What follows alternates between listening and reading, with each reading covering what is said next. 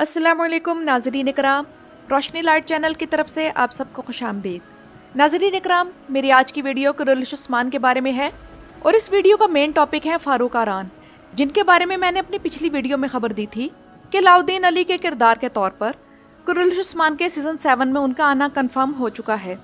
लेकिन comment section में काफ़ी लोगों ने इस बारे में सवाल किया कि उन्होंने तो ये खबर सुनी है कि फारूक आरान मिलिट्री सर्विस के लिए जा रहे हैं, तो ऐसा कैसे हो सकता है कि वो कुरुल्लुश उस्मान में भी हिस्सा लें।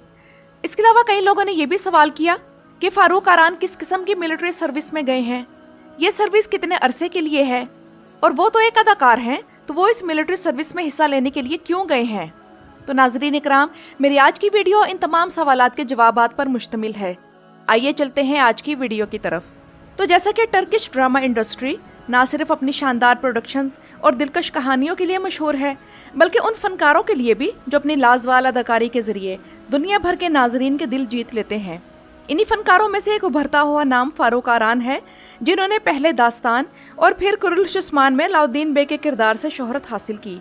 इनकी शानदार परफॉर्मेंस ने इन्हें तुर्क ड्रामा इंडस्ट्री का एक नुमाया चेहरा बना दिया है और हाल ही में इनके बारे में एक अहम खबर तुर्की के मुख्तलिफ अखबारात और मैगजीन्स में शाया हुई, जिसमें बताया गया कि फारूक आरान अपनी फौजी खिदमात देने के लिए टर्किश मिलिट्री सर्विस को ज्वाइन कर चुके हैं।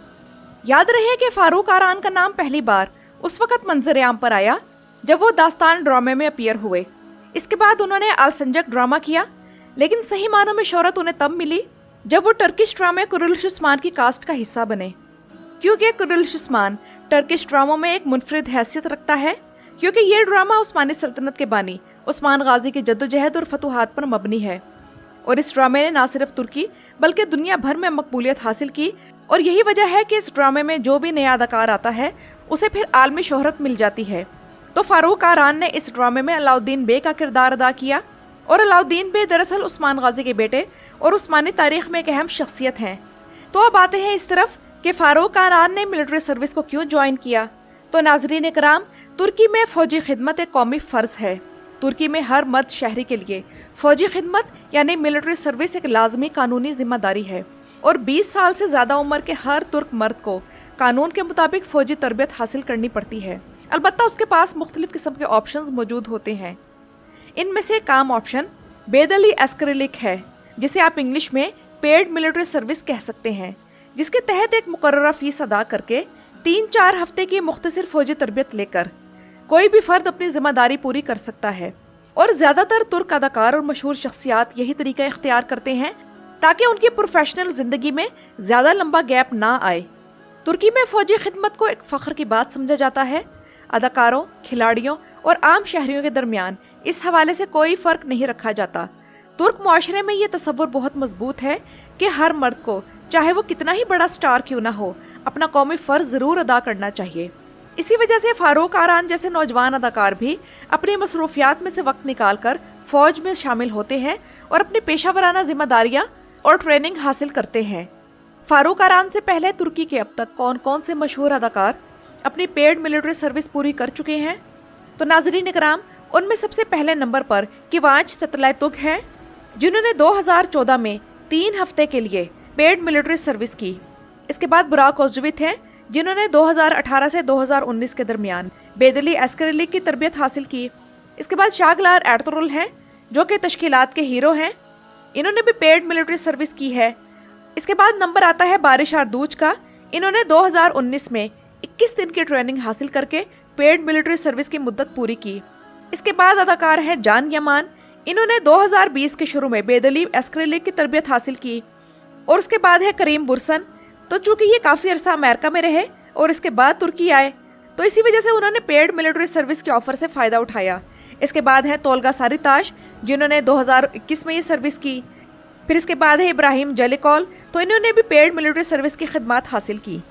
इसके अलावा टर्किश मीडिया में आने वाले कई नए अदाकार, जिनके नाम अभी मीडिया में ज़्यादा नहीं आते, तो वो हर साल फौजी खिदमत अदा करते हैं, क्योंकि ये कानूनी फ़र्ज़ है।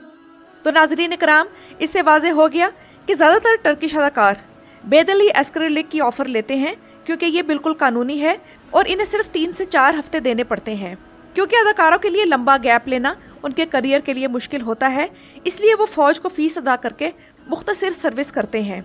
लेकिन इसके बावजूद तुर्की में फौजी सर्विस एक फ़ख्र की बात समझी जाती है, इसलिए अक्सर मशहूर लोग तस्वीर और वीडियोस शेयर करते हैं कि उन्होंने भी अपनी जिम्मेदारी पूरी की है।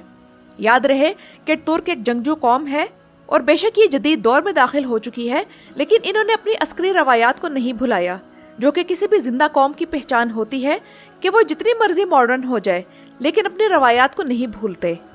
आप लोग खुद देख लें कि तुर्की में मशहूर होना इसकी बुनियाद नहीं बनता कि वो मिलिट्री सर्विस नहीं अदा कर सकता। कानून सब पर बराबर लागू होता है। शायद आप में से कुछ लोग ये जानना चाहें कि ये पेड मिलिट्री सर्विस क्या है, तो नाज़रीन इकराम, इसमें आप हुकूमत को एक तयशुदा फ़ीस अदा करते हैं और हाल ही में ये फ़ीस तकरीबन 120 से 150 हज़ार लीरे है, जिसके बाद क्या होता है कि सिर्फ 3-4 हफ्ते की आप बुनियादी तरबियत लेकर फारिग हो जाते हैं। और अगर कोई तालीम हासिल कर रहा हो या किसी अहम प्रोजेक्ट पर हो तो वो फ़ौजी सर्विस को चंद साल के लिए पोस्टपोन कर सकता है। और नाज़रीन इकराम, यहाँ आप लोगों को एक और दिलचस्प खबर देने जा रही हूँ कि फारूक आरान को मिलिट्री सर्विस के लिए जिस इलाके में भेजा गया है वो बिलिचिक है। ये खबर इसलिए भी बड़ी दिलचस्प है कि जिस शहर में वो फौजी खिदमात अंजाम दे रहे हैं वही शहर उस्मानी सल्तनत की जाए पैदाइश भी है, और इसी शहर की वो ड्रामे में भी नुमाइंदगी करते रहते हैं जिसने इन्हें शोहरत की बुलंदियों पर पहुंचाया। फारूक आरान की इस फौजी खिदमत के हवाले से टर्किश मीडिया ने खूब रिपोर्टिंग की और मारूफ वेबसाइट्स जैसे यनी शफक, खबर 48 और TGRT खबर वगैरह ने इस खबर को नुमाया जगह दी। यनी शफक ने लिखा कि फारूक आरान ने बिलिचिक में अपने यूनिट को ज्वाइन कर लिया है और उनकी तस्वीर और खबरें सोशल मीडिया पर भी वायरल हुई।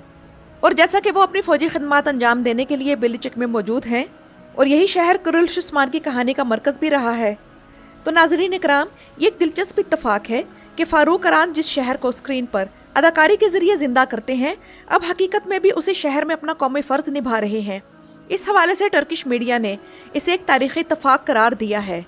लेकिन खबरों से मुतल्लिक एक और वेबसाइट खबर 48 ने कहा कि अब ये देखना बाकी है कि इनकी फौजी खिदमात की मुद्दत के बाद वो कुरुल्श उस्मान में कब वापस आएंगे, क्योंकि फारूक आरान की इन फौजी खिदमात की वजह से कुरुल्श उस्मान में इनके किरदार के हवाले से क्या साराइयाँ जारी हैं।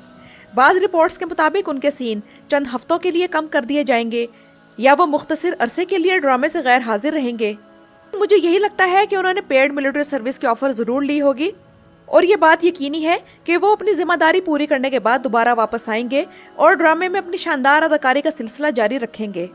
तो नाज़रीन इकराम, टर्किश अदाकारों की फौजी खिदमात ना सिर्फ उनकी ज़ाती जिम्मेदारी का इजहार है, बल्कि ये इस बात का भी सबूत है कि तुर्क माशरे में कौमी जिम्मेदारी सबके लिए बराबर है। और कुरुल्श उस्मान के बाद अब बिलिचिक में फौजी खिदमात अंजाम देना फारूक आरान के लिए एक खूबसूरत इत्तफाक भी है और उनकी ज़िंदगी का वो लम्हा भी जिसे ना वो भूल पाएंगे और ना उनके मद्दाह। तो नाज़रीन इकराम, ये तो थी मेरी आज की वीडियो। अपनी राय का इजहार कमेंट्स में ज़रूर कीजिएगा। मेरी वीडियो देखने का शुक्रिया।